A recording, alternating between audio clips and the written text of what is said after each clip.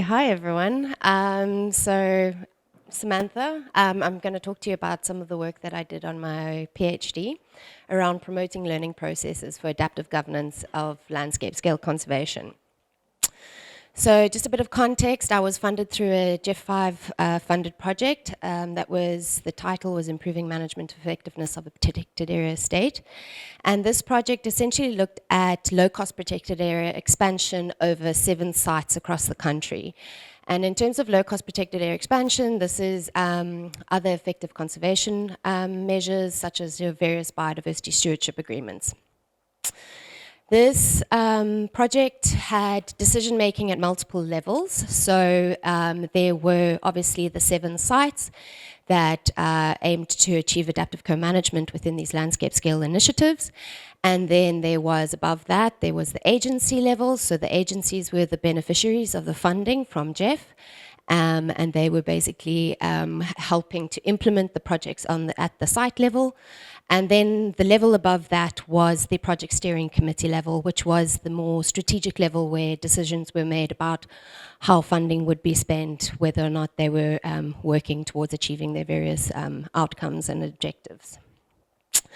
So the project started in 2016, and during a project steering committee that looked much like this, and they were busy developing their interventions and deciding how they were going to spend all this money that they had now got from GEF. There was this conversation around how that there'd been previous GEF-funded, donor-funded interventions that looked at landscape scale conservation, and that there were lessons that were learnt in those previous interventions that had not been transferred to this current project. And so the project steering committee decided that they would like to invest in learning, and they would like to leave a legacy of learning behind in their project. And so this guy over here, I'm sure many of you know him, Dirk, he was like, ooh, I have someone in mind. And that's how I got to do my PhD. So I looked at multiple levels. I looked at the concept of learning at multiple levels, from the site level, and then this specific presentation is about the learning that happened at the project steering committee level. So I was invited to participate at the project steering committee meetings, which happen typically 3 times a year. And these were typically in very remote locations across the country. So generally it would take about 2 days to travel there and back. Then we would have 1 day for a formal meeting and then 1 day for field trips. And in the formal project steering committee meeting, besides the typical strategic decision-making that would need to take place, they always set aside a bit of time for me to share with them some of the theoretical learnings that I have been going through that was relevant to the project. And then they also gave the various partners time to feedback on how these landscape conservation initiatives were being implemented, and the challenges and various lessons that they had learned along the way. So in terms of the field trips, these were always very exciting. We got to meet stakeholders in the landscape and hear about some of the actual challenges that were happening in the landscapes, and got to witness some of them. And it was also an amazing opportunity for us as a project steering committee to get to know each other and to get to bond with each other. So just a quick little bit of theory. You know, the whole principle of this kind of project was around this idea of adaptive governance, being this flexible learning-based approach that allowed state and non-state actors to make decisions across multiple levels of intervention. So one of the first things I did in the early days, so I was part of the project steering committee for about 3 years, is I tried to map out, you know, how knowledge and information was being shared across this network. And what I realized was that a lot of the lessons in the actual implementation, they were happening at the site level, within the actual landscape conservation initiatives. And I became a little bit obsessed about how information was actually traveling between these initiatives, because these were meant to be for the long term. They're meant to go on past the GEF cycle. But what I realized is that the only time, or the pretty much the only time that these people that were acting as representatives at these multiple levels were getting together was at the project steering committee. So that meant that the knowledge and the information had to first travel up the network before it would be able to be shared back down the network. So again, another little bit of theory. While learning typically happens within the individual, it is also a product of social interaction. So governance theory has become quite, social learning theory and governance theory have become quite strongly linked together. And the idea of social learning is that it's about changing perceptions or changing understanding that goes beyond an individual, but to become situated within a wider group. And this happens as a product of social interaction. So important to this and linked to this is this idea of loop learning or loop learning theory. So learning happens in various levels of intensity and scope. So at the first level, also known as incremental learning or single loop learning, this is basically where we change what we do to try and achieve a different result. So it's almost the basic foundation behind adaptive management. And we do something, and then if we don't like the result, we try a different way. Then double loop learning, also referred to as adaptive learning. This is when we start to question the underlying assumptions behind why we do things. So this really helps us change our management policies or our management plans and things like that, so that then we can allow ourselves to change our actions. Triple loop learning, also referred to as transformative learning, is when we start to really challenge our paradigms and we start to challenge the way we think about the norms and the values that influence our governing institutions. So the rules and things that sort of frame the way we make decisions. So a quick explanation that I came up with is this idea how in the past protected areas and conservation agencies used to work within their boundaries and conservation was within their boundaries, and as things have changed and paradigms have changed, we're now seeing more and more that conservation agencies are working outside of their boundaries to conserve ecosystem services. Okay, so one of the sort of core principles behind all of this is that governance regimes have been often criticized for either lacking learning capacity or that they get stuck in these phases of incremental learning, so that they don't really achieve a deeper level of learning, which is your more adaptive or transformative learning. And this has been linked to a tension between the need for accountability and to meet those accountability measures, and then the required flexibility that is needed for learning, and especially for social learning to happen.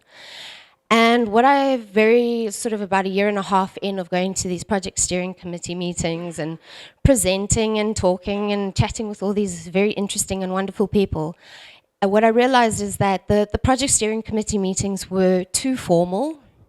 The agenda was too rigid, and there wasn't enough time for those deeper levels of learning to come out. So even though the partners were sharing what they had learned, it was very rushed, and often we were just trying to get through the agenda and not go too far over time. And then on the other side of the scale, the field trips were these wonderful places for learning. They really, such interesting things came out, and the partners were really getting to tackle issues that they had been dealing with in their own landscapes and chat about them.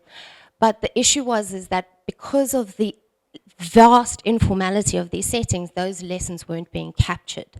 So how then do we transfer them to the future GEF projects or the future donor-funded projects? So I proposed in one of my little presentations that I created a third space as an experiment to see if I could get some adaptive learning and some transformative learning to happen, and that we could then capture that learning.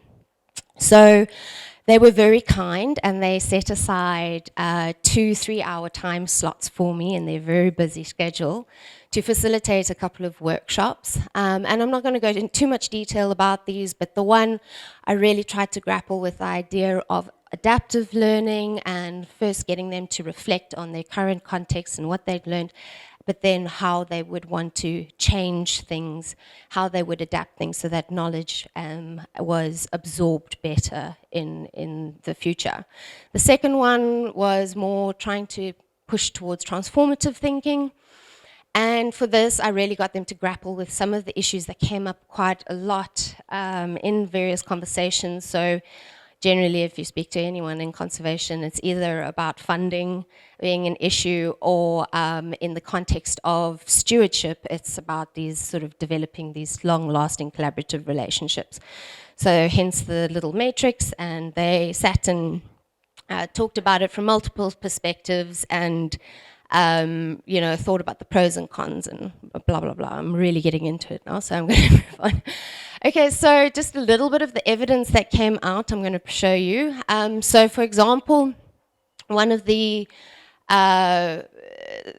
adaptive learning evidence that came out was that, people started questioning this idea that monitoring and evaluation actually is helping us learn, because like the monitoring, the M&E frameworks, they don't necessarily tell us why something is happening the way it is. And interestingly enough, and this happened quite a few times, is that there's the double loop learning, or the adaptive learning that happened, was often linked to transformative learning of other agencies. So an agency had already gone through a transformative process, and they had already implemented something different. So in this case, one of the agencies that started to incorporate narrative data into their M&E frameworks, and that got the other agencies, the other partners, to think, oh, you know what, actually, you're right, our M&E, it doesn't tell us why. So then another example was around the financial protocols being a major constraint. And this was linked to one of the other agencies having redesigned their sort of governing institutions to allow for them to have a separate account so that they could implement their donor funding. And that gave them a lot more flexibility about the when and the why and the how that they could do that. And then another sort of interesting one that came out that wasn't linked necessarily to like an active transformative learning, because it actually hasn't happened yet, but there was definitely noted this major tension between developing collaborative relationships and the pressure to implement projects within a donor-funded time cycle. So the participants said, future projects, it would be great if we could have a pre-implementation phase, so there's not this pressure to start implementing and spending the money and doing the work until those relationships had already been established. Okay, so some key insights. As I said, the project steering committee meetings were too formal and the field trips were too informal, especially in terms of being able to capture that learning, to be able to share it with others. So the workshops were a great way to create a third space to allow some of the capturing of that knowledge. And then again, it was really interesting that a lot of the transformative learning that was identified had already happened outside of necessarily that project cycle. But if you remember back to the graph with the network, I was really interested about how knowledge was being shared from site level initiative to site level initiative. So that was a very great evidence for me to see that they can actually share by creating this third space, and that people can reframe the way they think and question their underlying assumptions for adaptive learning, essentially, by understanding how people have transformed the way that they've done things. Okay. And then, obviously, I came into the project had already started, when I came in, and it was only the learning interventions were only implemented about 2.5 years into the actual project, and these things are very time bound, they're very pressured. So I think if you really wanted to see actual change in behavior or change in action, you really need to implement learning interventions from the inception of these type of projects. And that's it. Thank you.